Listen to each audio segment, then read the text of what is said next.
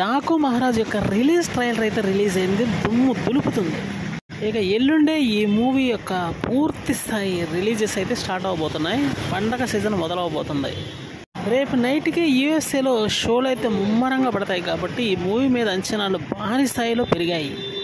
ఇప్పుడు రిలీజ్ అయినటువంటి ఈ ట్రైలర్తో మాత్రం పంప రేపే విధంగా ఉంది. హైప్ విపరీతంగా పెరిగిపోయింది. ఆల్రెడీ రిలీజ్ అయినటువంటి గేమ్ చేంజర్ నెగిటివిటీని అయితే మూట కట్టుకుంది కాబట్టి ఇక నెక్స్ట్ డాకు మహారాజ్ మీద అంచనాలు పూర్తి స్థాయిలో ఉన్నాయి.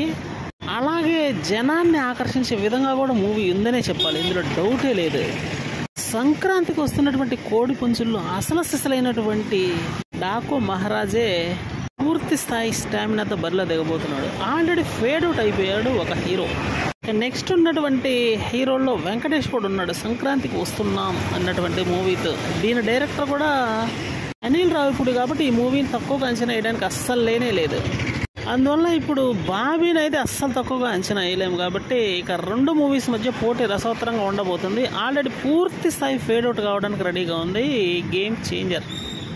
మొదటి రోజు టాకే మరీ చాలా భిన్నంగా ఉండటంతో థియేటర్ అయితే వెలవలబోయే అవకాశం అయితే గట్టిగా ఉందని తెలుస్తుంది కూడా.